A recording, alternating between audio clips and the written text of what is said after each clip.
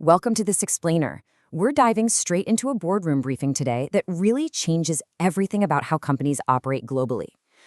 For a very long time, we kind of thought of corporate sustainability as this universal shared goal. The idea was simple: a set of global best practices where doing the right thing in one country looked exactly the same as doing the right thing in another. But today, well, that map is being completely redrawn. Geography isn't just about where you build your factories or sell your products anymore. It has literally become a highly complex, critical strategic variable for corporate sustainability. Imagine you're running a massive multinational firm. You've got the exact same operations, the exact same supply chains, the exact same carbon footprint everywhere you go. But if you ask a seemingly simple question like, hey, do I need to report my full carbon footprint and actually act on it? You are going to get three entirely different legal answers depending on where your chair is sitting. It is honestly a bit wild. If you ask in London, then ask in Brussels, and then ask in Washington, D.C., you're handed three completely diverging and sometimes completely conflicting obligations for the exact same metric. So how on earth are you supposed to comply without tearing your compliance department and honestly your whole company in half? To figure out how to navigate all this regulatory chaos, here is our agenda for today. First, the geography of sustainability. Then, 3 diverging rulebooks. Next, the fragmentation tax. After that, Scope 3, a concrete example. Then we'll weigh harmonized or localize. And finally, we'll break down the floor plus local strategy. Okay, let's jump right into Section 1. The geography of sustainability. How exactly did we get here? The timeline of how fast this landscape has fractured is just staggering. It definitely wasn't always like this. Back in the 1990s and well into the 2000s, we were in what you'd probably call the voluntary era. Reporting was totally optional. Firms just picked their own frameworks, which, let's be real, usually meant cherry-picking the metrics that made them look the absolute best. Comparability across companies, pretty much non-existent. Then, around 2017, the market finally demanded some real structure, giving us our first standard with the TCFD template. That was a game changer because it shifted the conversation from mere PR to actual financial risk.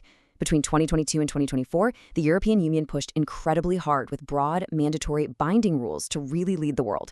But now, look at 2026. We are living right in the middle of Step 4, the backlash. We're seeing genuine economic competitiveness fears triggering a massive simplification effort in the EU and a complete federal retreat in the US, all while the UK pragmatically just keeps building its own separate path. The global map is literally being redrawn as we speak.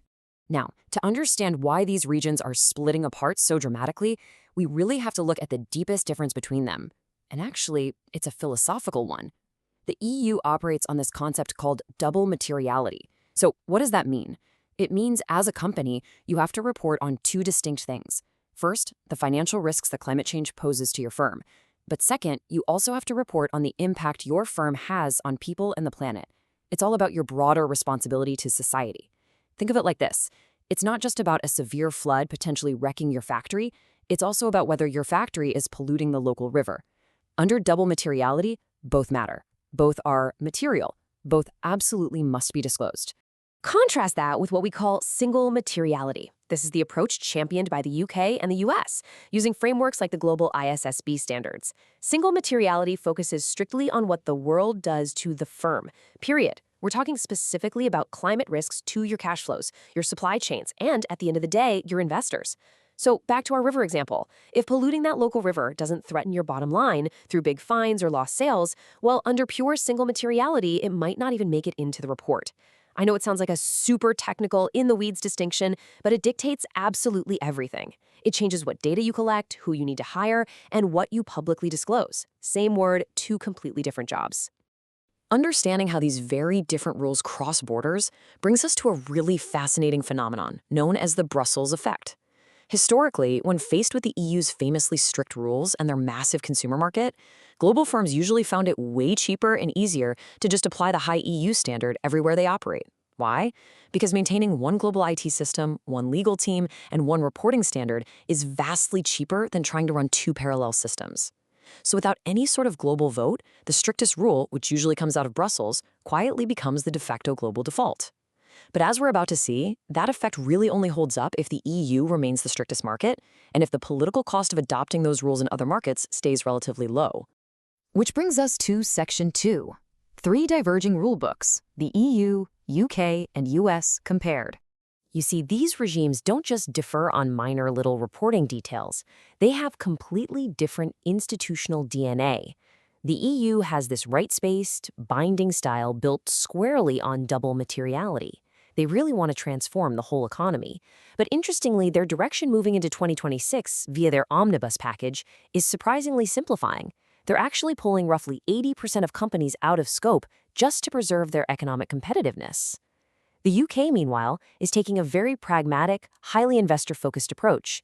They're steadily building out their regime and adopting those ISSB standards to make reporting mandatory for listed companies starting around 2027. And then there's the United States. It is an incredibly fragmented, highly litigated landscape right now. At the federal level, the SEC's big climate rule has largely retreated because of intense legal challenges. But at the state level, it's a total battleground. You've got places like California advancing super aggressively with strict climate laws, while other states are actively passing anti-ESG legislation that effectively penalizes companies for factoring climate into their investments. It's a true patchwork. Let's look at Section 3, the fragmentation tax, the cost of complexity. When regulations diverge this wildly, a multinational company ends up paying what we call a fragmentation tax. Now, just to be clear, this isn't a literal tax you write a check for to the government. It is the pure overhead cost of dealing with sheer complexity. You have to run completely parallel compliance systems. You have to somehow reconcile figures that use entirely different definitions, different scopes, and different timelines. And then you have to sit down with your very bewildered investors and try to explain why your greenhouse gas numbers in your EU report don't match the numbers in your US report. It's literally the cost of hiring expensive consultants just to explain to your other expensive consultants why the spreadsheets don't match. And the real tragedy of this tax? It is 100% bureaucratic waste. It doesn't plant a single tree. It doesn't create a single drop of extra sustainability. It is purely the cost of global misalignment. So let's make this real. Section 4, Scope 3, a concrete example of one metric giving us 4 different answers. Let's focus on one specific, absolutely crucial metric, Scope 3 value chain emissions. Scope 3 covers all the emissions produced in your entire value chain, all the way from your suppliers down to the consumers actually using your product. It is notoriously difficult to measure. And look at how wildly fractured the reporting requirements are for this one thing. In the EU, under their CSRD rules, Scope 3 is required where material. Simple enough. In the UK, it's on a comply or explain basis, and they give you a transitional grace period to kind of figure it out. In the US, at the federal level, the SEC withdrew it entirely after facing massive pushback. But wait, if you do more than $1 billion of business in California, under their state bill SB 253, it is being phased in from 2027 anyway. You have no choice but to report it. That is a single metric yielding 4 completely different regulatory answers. Just imagine multiplying that sheer chaos across hundreds of different sustainability data points. It's overwhelming. Moving to Section 5, harmonize or localize. This is the ultimate boardroom decision.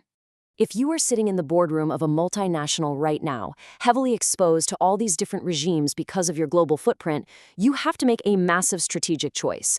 Do you harmonize or do you localize? Your chief sustainability officer, along with your global investors, will almost certainly argue to harmonize. They want one unified global standard, which usually means pegging everything to the strictest EU standard. They'll argue it's future-proof. It creates a single source of truth across the whole organization, and it's very easy to defend publicly. But on the other side of the table, your chief financial officer and the head of your US operations will aggressively argue to localize. They want to meet the local minimums and nothing more. Why? Because it saves a ton of immediate cash. It prevents gold plating, which is that super costly practice of gathering and publishing extensive data that literally no regulator even asked for. And crucially, it keeps the firm out of the political crossfire in those anti-ESG states in America. And this dynamic puts executives in a terrifying trap. The source material spells this out very clearly. We are dealing with a genuine, fundamentally unresolvable conflict here. Full compliance in one place can literally create political and legal exposure in another. That robust, highly detailed double materiality report that you so eagerly publish to satisfy the regulators over in Brussels, that could be the exact same document that gets you boycotted, investigated, or even sued in a US state with strict anti-ESG laws. The days of putting out a single, happy global sustainability report are officially over. You simply cannot fully please both sides anymore. So what's the solution? Section 6. The floor plus local strategy, the pragmatic synthesis. Because neither pure global harmonization nor pure fragmented localization works anymore, the most successful multinationals are adopting this incredibly powerful four-step strategy to survive. Step 1. Map your exposure carefully based on your turnover and market. You have to look closely at where you actually do business, not just where your global headquarters happens to be located. Step 2. Build a common global floor. You create one really strong ISSB-aligned data core. This becomes your single source of truth for financial climate risks, and it applies everywhere you operate. Step 3. You bolt on specific local requirements. So, for example, if you sell heavily in Germany, you add the EU double materiality impact module, but just for that specific market. If you sell in California, you bolt on the local Scope 3 filing just for them. And finally, Step 4. You carefully separate actual genuine legal conflicts from things that are really just extra compliance costs, protecting the company from unnecessary political blowback. This hybrid floor plus local approach is highly effective because it attacks the problem from every possible angle. It cuts down that dreaded fragmentation tax because everyone in your company is relying on one central data core. It dramatically lowers your risk of non-compliance in really strict regimes like the EU, while simultaneously minimizing the political and legal backlash in hostile environments like certain US states. It also keeps you incredibly agile. Remember, the EU just softened its rules, and the US landscape is completely in flux, so you really need to be able to pivot your strategy without having to rebuild your entire data system from scratch. But most importantly, it gives you a highly credible story in every single market and totally avoids theater. That really dangerous game of trumpeting a proud global standard in your glossy corporate brochure that you are quietly dropping in markets where you think nobody's actually checking. So, here's the bottom line. Geography is no longer just background noise that you can average away on a spreadsheet. It is a complex, constantly shifting landscape that requires a highly adaptable strategy. We've seen the sheer bureaucratic cost of divergence today, but we've also seen how forcing a single, rigid global standard can create massive political and legal risks. So looking ahead, I want to leave you with this. Would you rather the UK, the EU, and the US somehow harmonize their sustainability rules into one perfect global standard? Or do you think it's actually better that they keep competing and experimenting to find the right balance? It's a tough question, and it's one that every single boardroom is going to be wrestling with for the rest of the decade. Thanks so much for joining me for this explainer.